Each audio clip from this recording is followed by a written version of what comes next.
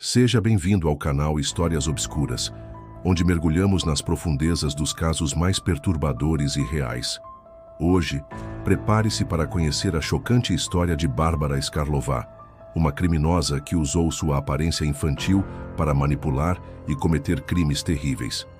Este é um relato que mistura sequestro, tortura e um jogo psicológico sombrio. Respire fundo, pois o que está por vir não é para os fracos de coração. O caso Bárbara Skarlová. Manipulação e horror na República. Tcheca, olá pessoal. Estão preparados para mergulhar em uma das histórias mais perturbadoras de um crime?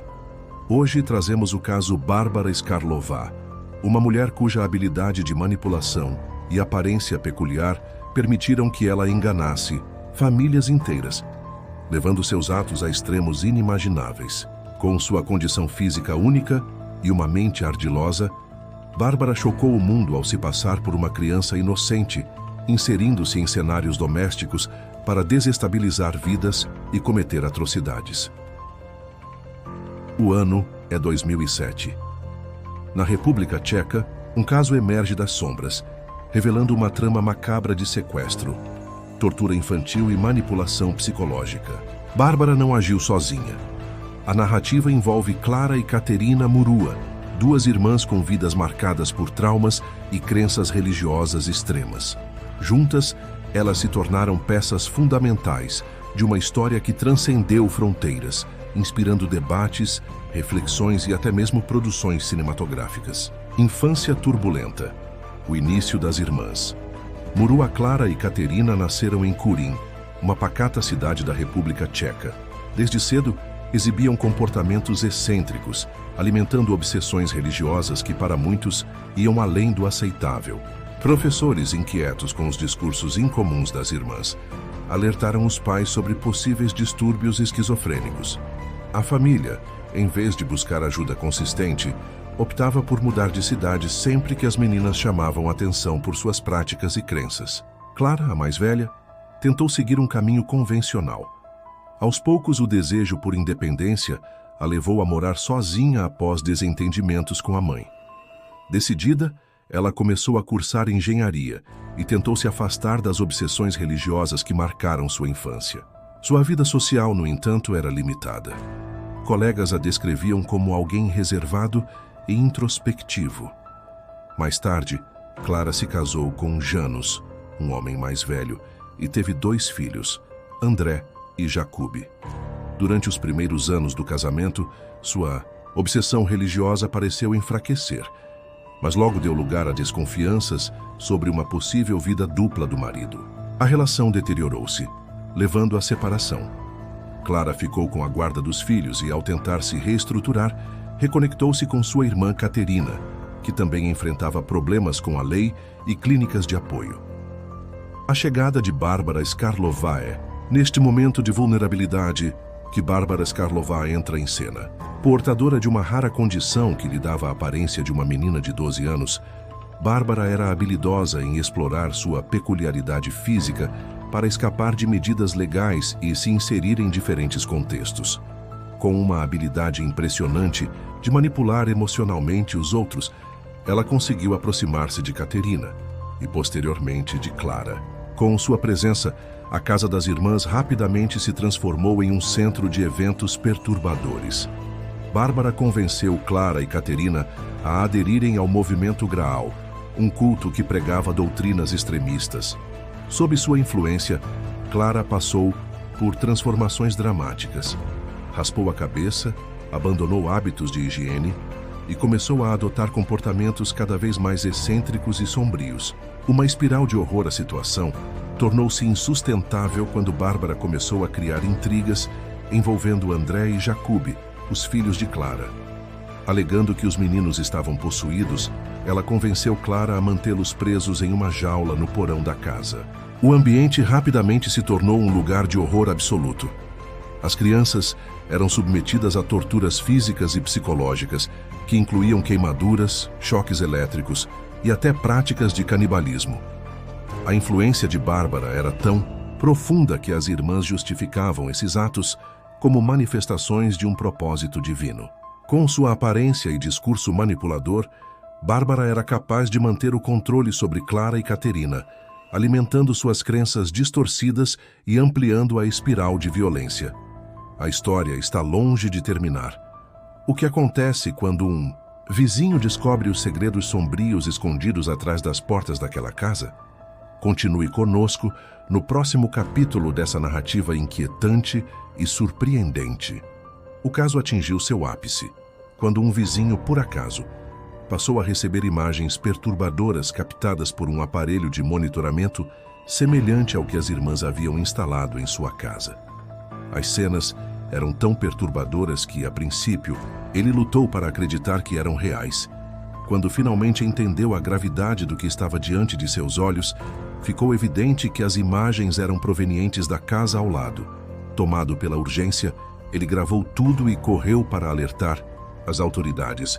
Mal sabia ele que sua ação precipitaria a revelação de um dos casos mais chocantes da história recente.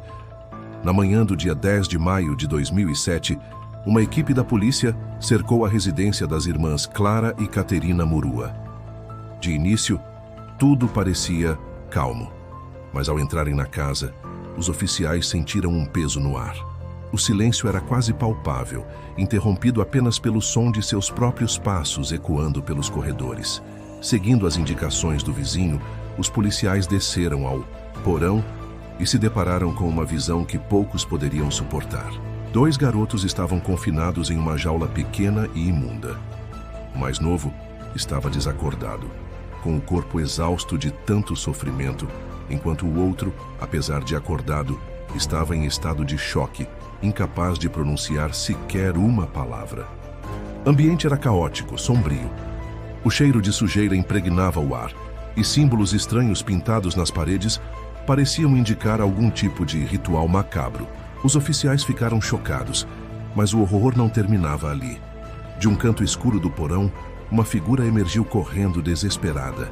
Era uma menina que se apresentou como Anica, alegando ser filha adotiva de Clara e prisioneira naquele mesmo lugar.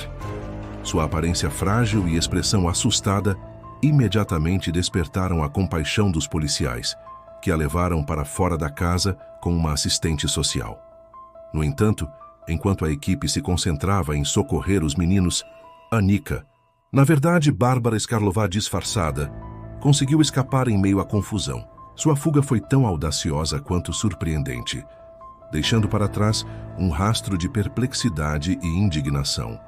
A operação rapidamente tornou-se manchete em toda a República Tcheca e, em pouco tempo, ganhou atenção internacional. Os meninos foram resgatados e levados para receber atendimento médico e psicológico. Especialistas avaliaram que as cicatrizes físicas seriam tratáveis, mas os traumas emocionais provavelmente acompanhariam as crianças por toda a vida. Enquanto isso, Bárbara desaparecia novamente, como uma sombra evasiva enquanto as investigações sobre sua verdadeira identidade e os eventos dentro daquela casa se intensificavam. Os desdobramentos do caso foram tão impactantes quanto os eventos que os precederam. Durante o julgamento de Clara e Caterina, os horrores sofridos pelos meninos foram trazidos à tona por meio de depoimentos chocantes. O filho mais velho de Clara teve a coragem de relatar os meses de terror que viveu no porão, descrevendo com detalhes as torturas físicas e psicológicas que ele e seu irmão foram obrigados a suportar. As revelações foram tão angustiantes que não apenas os jurados, mas também o público e os envolvidos no caso ficaram visivelmente abalados. Um homem no tribunal, tomado pela emoção, tentou atacar Clara com um martelo, forçando o juiz a ordenar que o restante do julgamento ocorresse a portas fechadas. As irmãs, diagnosticadas com esquizofrenia severa, tentaram se defender, atribuindo toda a responsabilidade a Bárbara. Alegaram que foram manipuladas por ela, que as fez acreditar que seus atos eram necessários para um propósito divino. No entanto, as evidências apontavam para um ciclo de corresponsabilidade.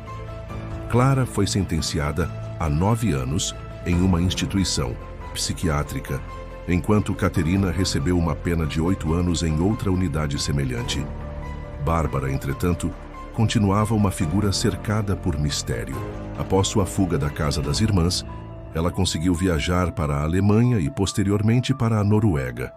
Lá, mais uma vez, usou sua aparência peculiar para assumir uma nova identidade, desta vez como Adam, um garoto de 13 anos, adotada por uma família norueguesa.